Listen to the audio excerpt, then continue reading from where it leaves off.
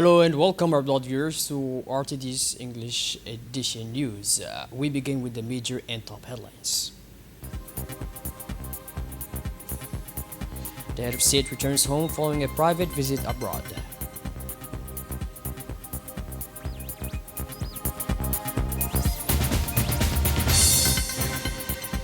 The Deputy Minister for Investment signs a memorandum of understanding with the Linkwise Group, Djibouti China Investments. And on the international scene, 6 members of the same family killed in an Israeli strike in Gaza. Those were the major and top highlights. Welcome back to our newsroom, our beloved viewers. His Excellency the President, Mr. Ismail Omar Guelleh, returned to the country on the evening of Tuesday, July 21st, following a private trip abroad. Upon his arrival at Djibouti International Airport, he was received by Prime Minister Mr. Abdelkader Kamil Mohammed and senior civilian and military officials. The return marks the conclusion of a brief private visit to France.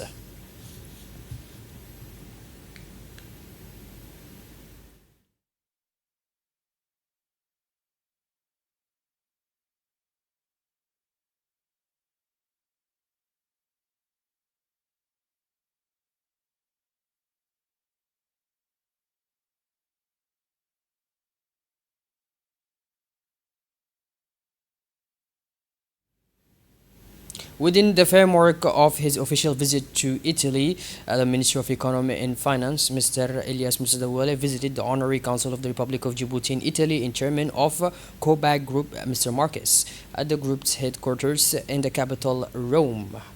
This meeting provided an opportunity to discuss ways of strengthening economic, industrial, and institutional cooperation between the Republic of Djibouti and the Italian Republic.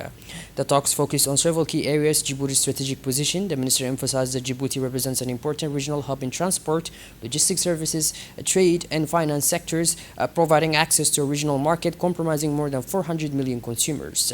Cooperation in healthcare and industry. COPAG Group, a leader in the healthcare sector in Italy, presented an investment project for Djibouti aimed at establishing a regional center for the production and distribution of medical and pharmaceutical equipment, in addition to pharmaceuticals, including oncology medications and generic drugs. The Minister of Infrastructure and Equipment, Mr. Said Nuh Hassan, conducted a working visit to the headquarters of Djibouti Ports Corridor Road Company DBCR, located in the PK23 Tower in Djibouti's Free Trade Zone. Upon arrival, the minister was received by the general manager and members of the administrative team. This meeting continued a field mission undertaken by the minister on July 13th, which provided him with the direct oversight of the corridor rehabilitation works. Beyond these ongoing projects, the visit highlighted the digitalization of the corridor, a critical element for supporting, reinforcing, and ensuring the long-term sustainability of these significant infrastructure investments. During a detailed presentation, the minister reviewed the latest tools employed by DPCR, such as Fleet Management Systems DFMS, a comprehensive real-time vehicle tracking system utilizing a network of 8 kilometers markers equipped with RFID tags, cameras, and communication devices. AI-enhanced road monitoring system using mounted cameras and drones. The system has already detected thousands of anomalies automatically, enabling targeted maintenance interventions. Pre-inspection zone project, a future inspection facility situated above the port sea, designed to streamline logistics operations and significantly reduce congestion at the port entrances. This discussion also emphasized upcoming road construction projects, including the Dakhil City Bypass and the Palambali Dakhil Road, which will strengthen the national road network and reinforce the strategic importance of the corridor. Following the presentation and departmental tours, the minister commended the innovation of being demonstrated and encouraged teams to continue their work, affirming full government support. The integration of these advanced technologies embodies DPCR's ambition to make road corridors in the Republic of Djibouti a model of efficiency in East Africa, serving the national economy and regional integration in full alignment with Vision 2035.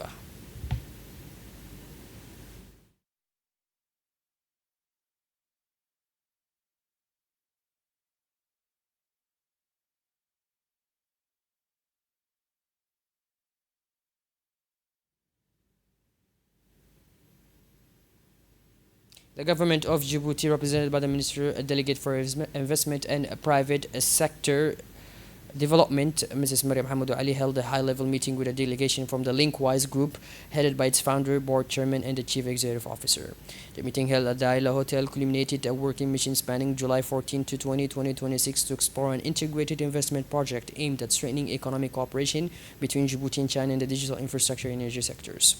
During this mission, the delegation met with leaders of relevant institutions, visited potential project sites, and examined technical, legal, regulatory, labor, land, and environmental considerations. The minister emphasized that this project aligns with Djibouti's Vision 2035 and will contribute to accelerating the country's economic transformation, reinforcing its sovereignty in energy and digitalization, facilitating technology transfer, and developing national expertise. She highlighted Djibouti's key strengths, including its geopolitical location, quality port infrastructure, logistics, energy infrastructure, digital capabilities, and submarine cable networks, and stable private and public political environment. The entrepreneurship caravan reached the Community Development Center in the Engela district as part of an awareness tour organized by the Djibouti Ambitious Entrepreneurs Network, with the presence of the Director of Economic Integration for Youth and the Ministry of Youth and Culture. This caravan is organized with support from the Ministry Delegate for Digital Economy and Innovation through the Leadership and Entrepreneurship Center, with the aim of encouraging youth to establish their own businesses and pursue self-employment. This stop follows the caravan's launch on July 15, 2026 from the Community Development Center in the 4th District, as it seeks to meet youth across various neighborhoods, inform them of entrepreneurship opportunities, and explain ways to benefit from these programs. Participants including the Director of Economic Integration for Youth, Mr. Ismail Usman Ahmed, the Network President Dato Gaas Ali, Network Secretary General, along with ministerial officials, women leaders, and youth from the Engela District. The network president emphasized that the caravan's objective is to promote entrepreneurship culture and encourage youth to become self-reliant through small business creation. Concluding the event, the network launched the initiative Neighborhood Entrepreneur, which enables youth to market products and services offered by network affiliated entrepreneurs, working, of course, as distributors on temporary contracts. Moving to the Ali Sabih region, where an awareness campaign for the Integrated Community Resilience Project, locally known as Khairat, was officially launched yesterday, Monday. This event was organized by the Egyptian Agency for Social Development, attended by a broad representation of administrative, institutional, and economic officials, all reaffirming their commitment to supporting youth, entrepreneurship, and promoting local development. This launch ceremony was attended by the Regional Deputy Governor, Regional Council President, General Director of ADDS Financing Manager, and Director, representatives from the Ministry of Women and Family, Ministry of Culture and Youth, Djibouti Chamber of Commerce, local elected officials, and hundreds of youth, merchants, and entrepreneurs gathered to learn of opportunities provided by the project, of course. Among the events highlighted were testimonies from several merchants and entrepreneurs in the region who shared personal experiences, affirming that business success is achievable for anyone demonstrating determination and effort. These accounts elicit strong reactions from youth and helped correct misconceptions that entrepreneurship is limited to certain groups or requires substantial initial capital. The event concluded with an open question and answer session to address youth inquiries, clarifying eligibility criteria and enrollment procedures for various programs. This strong turnout reflects growing interest in the Khairat project, which aims to create new opportunities for youth and women in entrepreneurship general employment. The General Council President of Ali Sabih, Mr. Sharmaki Hassan Alale, called on regional youth to seize the exceptional opportunity to build their project and shape their futures, noting that awareness campaigns will continue for 2 weeks, followed by registration opening a phase.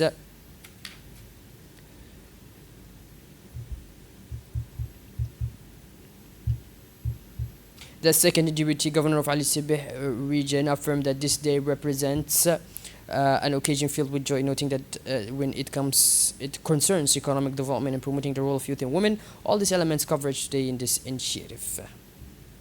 A development committee in Mulud launched yesterday, Tuesday, a pilot microfinance program for youth in the village, initiative aimed at supporting local entrepreneurship and combating unemployment and poverty.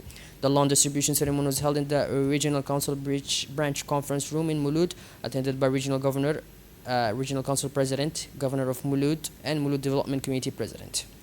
Beneficiaries, community leaders, religious scholars, and several local figures also attended the ceremony. The program provides each beneficiary a solidarity loan valued at 100,000 Djiboutian francs. These funds are allocated to finance the creation or expansion of small income generating projects, repayable over 60 months without interest. According to those overseeing the project, this mechanism aims to empower youth to engage in small commercial ventures, reduce their dependence on social assistance, and improve their living conditions sustainably.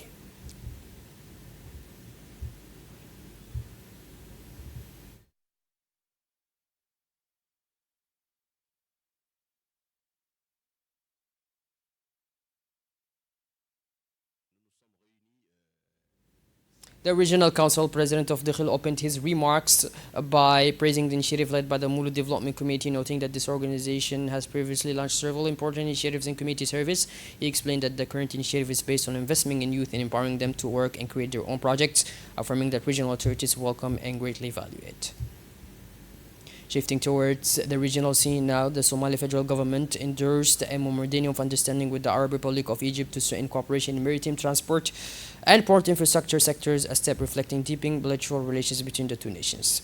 The agreement establishes a framework for cooperation between Egypt's Ministry of Transport and Somalia's Ministry of Ports and Maritime Transport, aimed at promoting experience exchange and coordination in port management and development.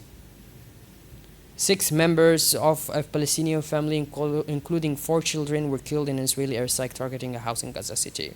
According to eyewitnesses and local sources, several airstrikes by unmanned aircraft directly struck the building, causing its roof to collapse and fire to break out while the family slept.